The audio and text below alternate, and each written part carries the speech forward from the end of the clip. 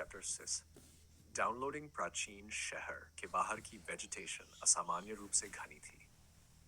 खाउट के किनारे सजे हुए विलो के पेड़ 10 मीटर से भी ऊंचे थे।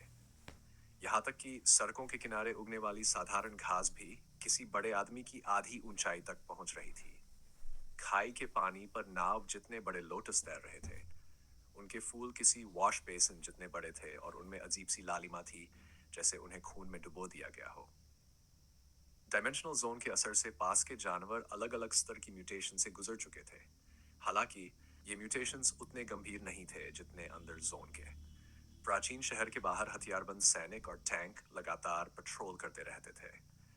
एंट्री पास के बिना किसी को भी एंशिएंट सिटी में जाने की इजाजत नहीं थी। आसपास सरफेस टू एयर मिसाइल्स तक लगाई गई थीं, लेकिन जोवेन ने कभी उन्हें लॉन्च होते नहीं देखा था। असल में फायर आर्म्स का असर डायमेंशनल क्रीचर्स पर बहुत सीमित था। डायमेंशनल जोन के अंदर अगर न्यूक्लियर बॉम्ब भी फट जाए तो भी उन पर मामूली असर पड़ता, बल्कि कई बार रेडिएशन अब्सॉर्ब करके वे और भी भयानक म्यूटेशंस ले लेते। साधारण बुलेट्स बिल्कुल बेकार थीं। जब ये क्रीचर्स पर चलाई जाती तो वे उन्हें निगल कर अपने साथ फ्यूज कर लेते।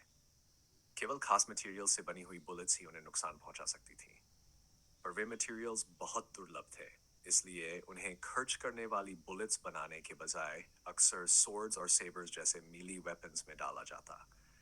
डायमेंशनल क्रीचर्स पर फायर आर्म्स भले ही काम करे, इंसानों पर उनका असर अब भी जानलेवा था। आजकल इनका इस्तेमाल ज्यादातर ह्यूमन सोसाइटी में ऑर्डर बनाए रखने के लिए होता था। जो वेन के पास एंट्री पास नहीं था, लेकिन उसका कैंडिडेट पास काम आ सकता था। कम्बेरिस्ट के दौरान ये पास गाइड सिटी में एक बार एंट्री की इजाजत देता था। ये चारों दिशाओं में 4 गेट्स थे। शहर छोटा नहीं था, पूरा चक्कर लगाने में 5 किलोमीटर से भी ज्यादा का रास्ता कवर करना पड़ता। लेकिन डायमेंशनल स्टॉर्म्स के बाद एक डायमेंशनल जोन बन गया था। अंदर की स्पेस कई गुना बड़ी हो चुकी थी। अब तक इंसान उसका पूरा एक्सप्लोरेशन नहीं कर पाए थे। हर गेट से एंट्री करने पर अलग अलग डायमेंशनल क्रीचर्स मिलते थे। नॉर्थ गेट से मिलने वाले क्रिएचर्स सबसे एक मजबूर माने जाते थे। जब तक बहुत अंदर न जाएं, ज्यादा खतरा नहीं होता। कैंडिडेट पास केवल 4 लोगों को वेरिफिकेशन के बाद 7 एंट्री की अनुमति देता था, इसलिए जोवेन को लीशवान और उन दो नए टीममेट्स का वेट करना पड़ा जिन्हें उसने पहले कभी नहीं देखा था। एंट्री बंद होने में अभी थोड़ा वक्त बचा था। एंशिएंट सिटी का नॉर्थ गेट बेहद प्राचीन और रहस्यमयी था। उसकी इंटेन जर्जर और घिसी हुई थी। कई जगह मौसम का असर साफ दिखता था। जोवेन ने सुना था कि सेना ने गाइड एंशिएंट सिटी पर भारी तोपखाने से 10 मिनट तक बम्बार्डमेंट किया था, लेकिन उस वीरान दिखने वाले एंशिएंट सिटी की एक भी ईंट तक नहीं टूटी। गेट के ऊपर लगे बोर्ड पर गाइड सिटी शब्द पारंपरिक लिपि में लिखे थे। उनमें 1000 साल पुराना एंशिएंट चार्म झलकता था। जोवेन की नजर आखिर उस अजीब सिंबल पर टिक गई जो बोर्ड के अंत में बना था। वो सिंबल किसी बच्चे की हथेली का निशान लगता था, लेकिन उसके अंदर लहसुन या प्याज जैसी आकृति उकेरी हुई थी। कहा जाता था कि यह सिंबल डायमेंशनल स्टॉर्म्स के बाद अचानक प्रकट हुआ था, पर इसका मतलब कोई नहीं जानता था, न ये कि इसे किसने बनाया। जोवेन उसी सिंबल को देख रहा था कि अचानक उसकी पॉकेट में रखे फोन ने वाइब्रेशन दी। उसे लगा कि शायद यूट्यूबर या लीशवान का कॉल आया है, लेकिन जब उसने फोन निकाला तो चौंक गया। ये उसका यूजुअल फोन नहीं था, बल्कि वो मिस्टीरियस फोन था। उसमें कॉलिंग की सुविधा नहीं थी और उसने कभी वाइब्रेट भी नहीं किया था। तो अब अचानक क्यों? उसने देखा कि स्क्रीन अपने आप ऑन हो चुकी थी और उस पर कैमरा का आइकन फ्लैश कर रहा था। पहले तो मैंने ये कैमरा ऐप नहीं देखा था। इसका यूज क्या है? कहीं सेल्फी लेने को तो नहीं कह रहा? जोवेन हैरान था और उसने आइकन पर टैप किया। स्क्रीन फोटोग्राफी मोड में चली गई, लेकिन ये सेल्फी मोड नहीं था। रियर कैमरा एक्टिव था।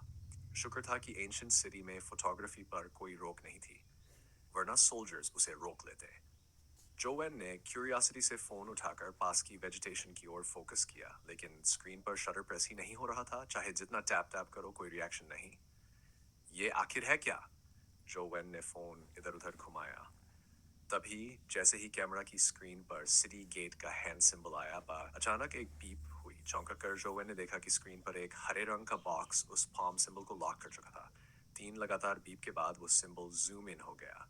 बैकग्राउंड का एंशिएंट सिटी ब्लर होने लगा और नीचे वर्ड्स लिखे आए, लोडिंग। क्या ये? जोवेन के दिमाग में एक ख्याल आया और वो खुद ही हैरान रह गया। कुछ ही देर बाद फोन ने उसकी सोच सही साबित कर दी। लोडिंग खत्म होते ही हैंड सिंबल एक आइकन में बदल गया और फोन के होम स्क्रीन पर आ गया। एंट नेस्ट लोगो के बगल में नया आइकन था, एंशिएंट इंपीरियल सिटी। ये सच में एक गेम डंजन बन गया। खुशी से लगभग उछल पड़ा। एक्साइटमेंट रोकते हुए उसने आइकन पर टैप किया।